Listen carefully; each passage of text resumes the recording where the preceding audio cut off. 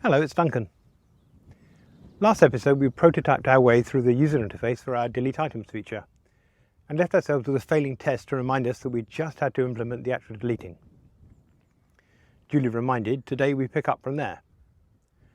When we look at our existing HTTP interface, we realise that it's needlessly decoupled from our app class, but at the same time our app class depends on HTTP 4K. Some light refactoring to extension functions fixes both of these issues nicely, leaving us with a simple pattern.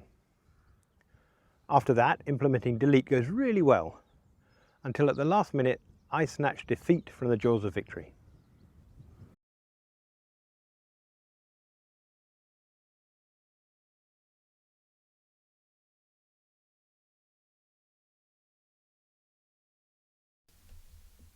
Let's just remind ourselves where we are. We're implementing this feature of add and remove items from the stock list. And in particular, we're doing remove, delete, we're calling it. And we have a failing test to remind us how far we'd got. Let's see what that is. It's this delete items test. And it's failing because whilst we have the route set up and we are responding to a post and sending a redirect, we're not actually deleting any items. So our job today is to implement that functionality in our handler. Now, no doubt we'll have to write some other tests before we get there, so I think I'm going to now disable this test, and we can re-enable it when we think we fixed it. So now we have passing tests, and we can go on to the implementation.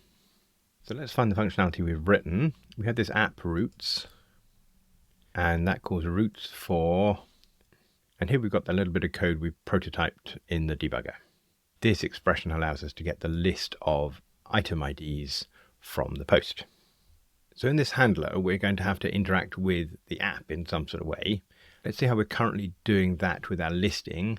We've got this list handler, and that's given a clock and a time zone ID and how to list and features, and uses the listing and then renders the result. Now, looking at the code in this area, we seem to have an awful lot of single function files. I can't remember how it got that way, but let's see who called this.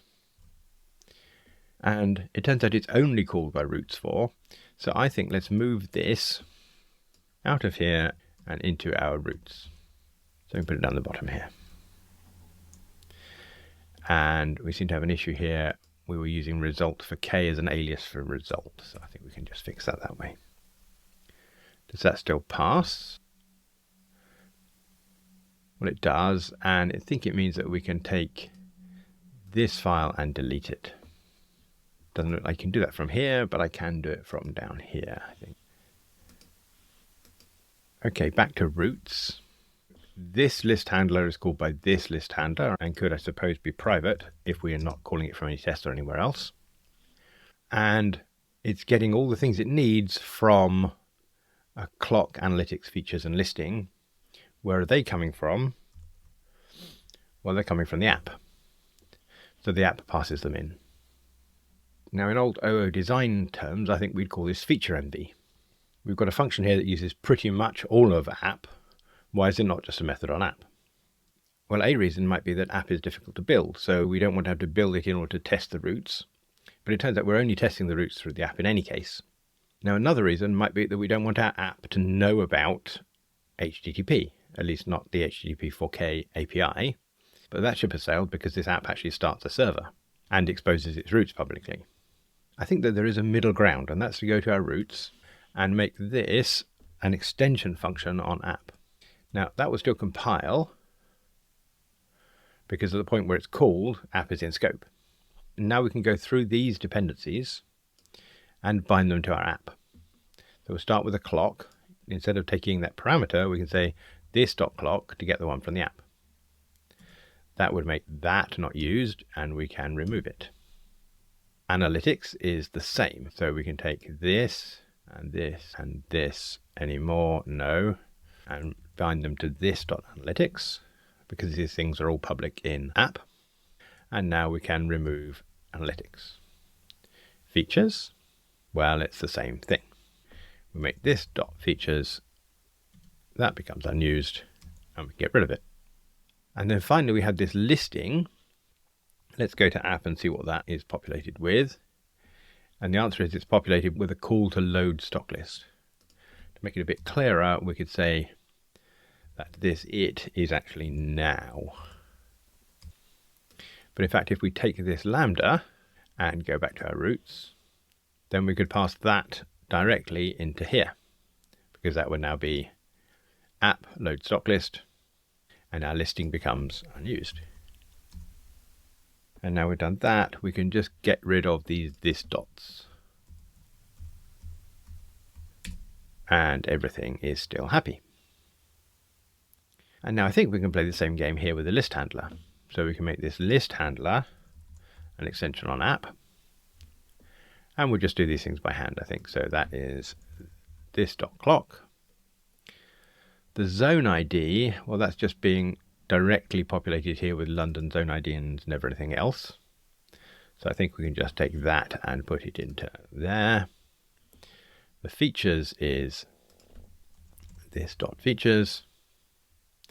And the listing, we had the same expression up here. So in fact, that's just evaluating load stock list. Now all of our parameters are unused.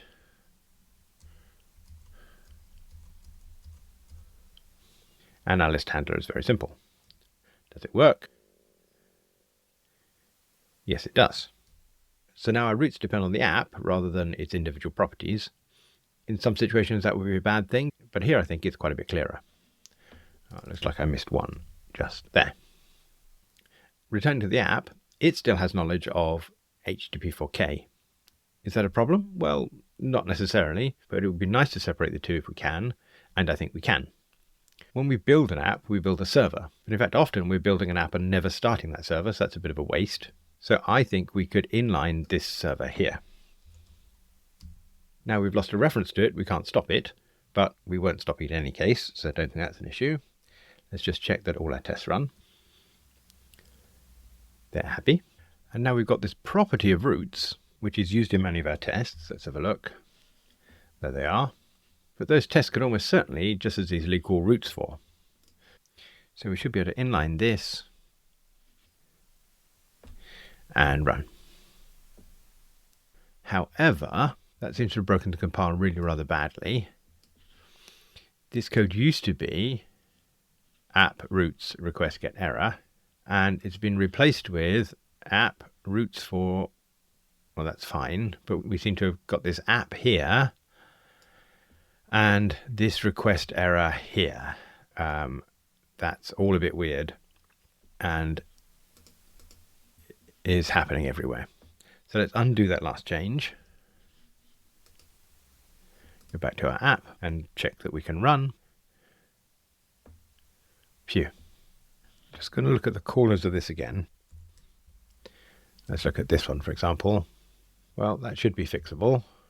Same there, same there, same there.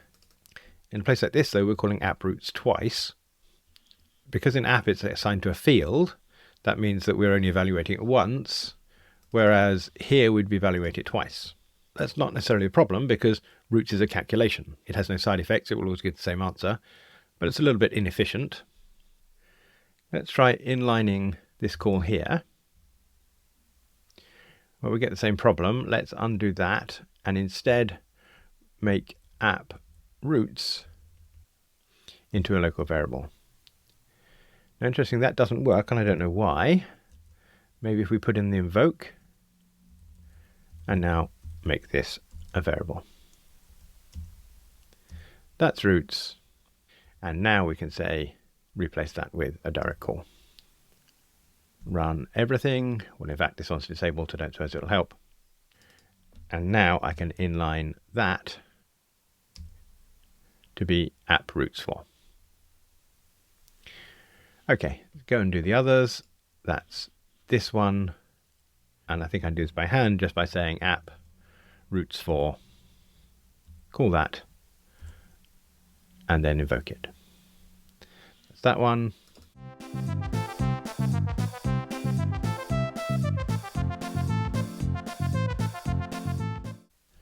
And last one, this is going to be roots for.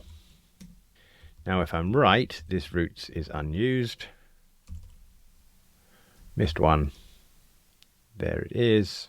This should be roots.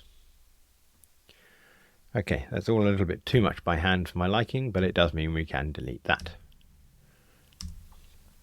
I must say at this point, I'm really rather wishing I had checked in before we started this refactor. Let's have a look, see what we've got. I think given that delete items test hasn't been added yet, we could remove that and have this as a commit of separate roots from app. And I can't spell separate, and commit that. We'll take care not to push that separately because we haven't actually tested that it passes its tests. Now the app is almost entirely separated from our HTTP layer, except for this start for the server. But I think we could probably inline that wherever it is. Let's try it. There's only two places, so let's do that. And we'll go and see what the changes were. So we've got our main and our test main. Well, that's unsurprising. Let's go and open main. So now we've got server for app roots for start. Well, actually, that's pretty good. It is a little bit weird that we're asking the app for its port now. So let's go back to the app. And I think we could just take this port out altogether, remembering that it starts at 80. Remove it from there, there, and there. And that will no doubt break something. As one of them, well, we know that our main runs up on port 80. And this is our test main that we're setting explicitly to 8088. So we can put 8088 in there.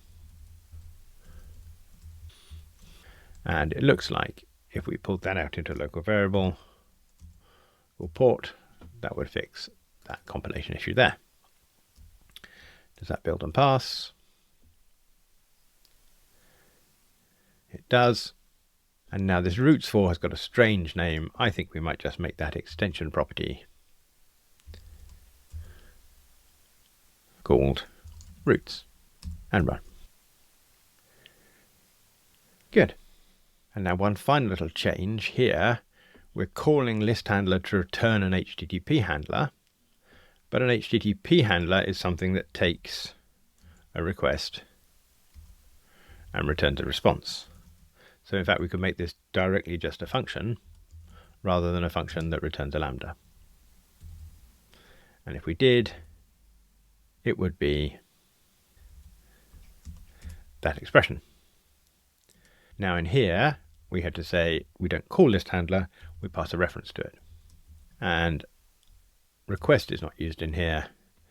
We can't remove it because the type needs to be right to bind up here, as you see.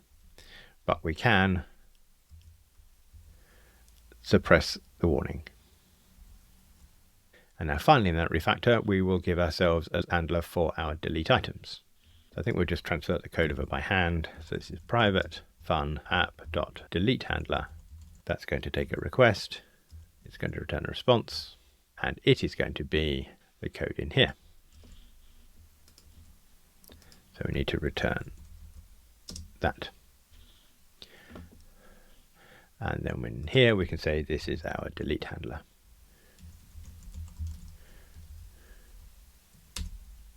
Does it compile? It's all good. I think we'll commit that and probably just amend the last one. One issue to look at, receiver parameter never used. Oh, well, we know that, but we're about to fix it. Look at our roots then, we now have a nice little pattern emerging. We build the roots using handlers, and the handlers have access to the app, and their job is to ask the app to actually do the thing, like load the stock list, and then to work out what response to send. So in our delete handler then, the pattern would be, I think, that this thing is our item IDs. We'll check the type of it. It looks like that's nullable item ID, and the reason is that this ID is a factory that can return null if this was a blank string. I think the easiest thing to do there is map not null. And that will fix this to be non-null IDs. So now in here, we should be able to ask the app, which is this as the extension, to delete items with IDs, given our item IDs.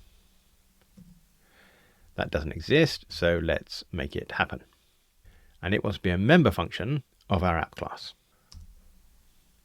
And this TODO gives us a thing to test. Where should we write those tests? Well, we've got our delete items tests. And the test we currently have is running through the HTTP layer, but we could write a similar thing that talk to app directly. Now there'll be duplication, that's the thing we'll look at later. But for now, let us move these things into the test class. So we'll cut that out of there and put them in there. And now if we call this delete items via HTTP, we have a similar test, which is not disabled and is delete items. And we shouldn't need an approver for that. Not sure we need an approver for the other one. So now we don't need to go to the app root. So what we can say is app delete items with IDs. And here we have a list of ID. I wonder whether a set of ID would be better. I'm going to write a to-do so that maybe we don't forget. And then in here, write list of, and we're deleting 0 and 1. So it's those things. So if we put those in there, put a comma in there, maybe lay that out like that. And then if we send that, when we've implemented, we'd expect that our items only has item 1 left in it. Well, I don't suppose that can pass, but we'll run anyway to see what it says. And what it says is our delete items with IDs isn't yet implemented. Well, that's true. Let's go there. And now how do we implement this? Well, our app doesn't have any state. It doesn't have a stock list it can delete from. All it can do is ask the database. So I think we should say val stocklist is my stocklist. Now we have to give it time. Why is that? Well, that's because loading the stock list may update the quality of the items. It may in fact rewrite the stock list to the database and the flat file at that point. It would be good to have that reminder as we do here by passing in a parameter that's defaulted. So I think we could put that in there and we could use that in there. Now this is still not compiling because stocklist requires a context receiver of IO to remind us that it does IO. So we can make this function context of IO. Now you might say, why do we not call this load stock list? That's our public method. And that's a jolly good question. The answer to which is that we don't need to price up the items in order to delete one. The fact that we could make that mistake, though, suggests to me that maybe item and priced item should be a different type. At the moment, item can be priced or not. The price here is optional. That's the thing to keep an eye on, I think. But for now, I think we've done the right thing, which is to go direct to the stock list, not the price stock list loader. Okay, once we've got that, we can say our revised stock list is, well, it's a stock list. Stock lists have a last modified, and we will have last modified it by deleting. So we're going to use now as our last modified. And our items is going to be the stock list we've loaded, its items without the items ID. Now, this isn't compiling though. Why is that? Well, I think, and there it is, when we load a stock list, we get a result. Tell us whether it's succeeded or not. Well, we use map in this situation. So what I think we're going to do is we're going to use map here and use this as our stock list variable. So we can take that out of the way. And inside our map, if we import it, this stock list will not be a result, it will be an actual stock list. So that we can do that. But we don't want all the items, we want the items filter not. The item.id is in our item IDs. And now we have to take that revised stock list and save it. So that's then going to our items and saying save our revised stock list. Now we can't just save because that needs to happen in a transaction. And that brings up an interesting question, which is that we'd really rather like this to be one transaction that is used to load the stock list here and save it here. I'm going to ignore that just for now though and say items in transaction, items save. And I'm going to write another to-do for a single transaction. Okay, I think there's a chance that will pass the test. Let's have a go. And now here we're being told that we can't call delete items with IDs without an IO. Well, that's fair. And we solved the problem up here with a run IO. And that reminds us that we're calling code that has side effects. Is this run IO working out for us? I'm not sure we're really seeing the benefits of it, to be honest with you, but it's not all that painful. I think we'll need to review it when we finish this work. I can delete this, try again, and we're not passing, but it's looking close. Let's have a look and see what our actual failure is. And it looks to me like the items are the same. We've only got a single one. We have deleted them, but we've got the last modified wrong. We seem to have saved with the timestamp at the end of the day, but expected the beginning of the day. Let's have a look at the test. Oh, and I think actually that should have been same day as last modified, the time our clock is giving us back. So we got that wrong. And if that's true there, I suspect it's true there as well. Run to see whether we're right on the first one. Good. And then undisable this test and run to see whether we've implemented that. Splendid. Well, that's actually quite exciting. Shall we see whether it actually works in the UI as opposed to just passes the tests? We've got our test main. And at the moment that's just mirroring production, but we could change the config to have features is deleting enabled is true. And then if we run that and go to localhost,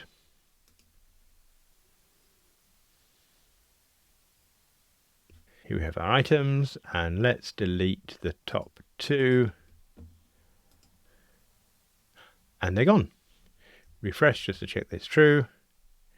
And I think that's a triumph. We should just check the logs, make sure that nothing went awry. It was a little bit slow, I think, because we had to start up our connection pool. Then everything was okay.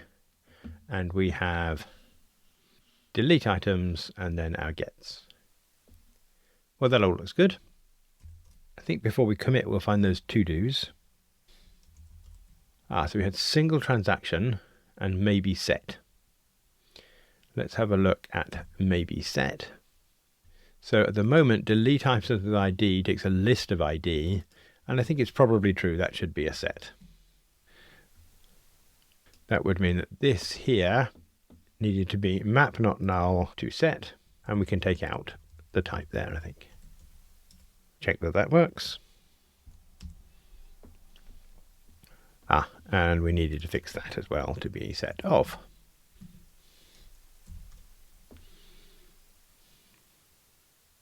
Good. So that's that to do. Now, what about the other that was in app, where we said to do single transaction? This I think may take a bit of thinking about. At the moment, we're calling stocklist now that runs items in transaction. In hindsight, this is the place that I should have checked in the code and gone for coffee. This feature is by no means finished. We don't have great test coverage. We haven't tested the edge cases, and the implementation has been suspiciously easy to be actually safe in the concurrent case. But we have made real progress we should lock in. Instead, though, I head off down a single transaction rabbit hole without the safety net of a check-in. Now, my aim in this series is to show engineering ready in tooth and claw, but at the same time I suspect this will try your patience. So what I'm going to do is break here and save the next 25 minutes of floundering for a bonus episode, after which we can come back to about this point and pretend that it never happened. Before I go though, let's review today's work. We started by returning to the failing test that we left at the end of the last session and disabled that so that we're in a nice green test passing state. We then looked at how existing handlers interacted with the app. With the benefit of hindsight, it seemed needlessly abstract. So we made everything concrete by moving from individual function parameters to an extension function on our app and handlers as extension functions as well. So that left us with a nice pattern so we could implement app delete handler that delegates to app delete items with IDs. Wrote a test for the method, implemented it in app, and then found that our original integration level test passes as well. On the downside, I continually refuse to commit all of our work, despite several opportunities to do so, for reasons that I really can't fathom. And as you'll see, have a great deal of trouble with items in transaction calling stocklist that also uses items in transaction. But that's for later on. If you'd like to see that episode, then please subscribe. And if you've enjoyed this, then I think you'll enjoy the book that I wrote in that price called Java to Kotlin, a Refactoring Guidebook, details of which are in the show notes below. Thanks for watching.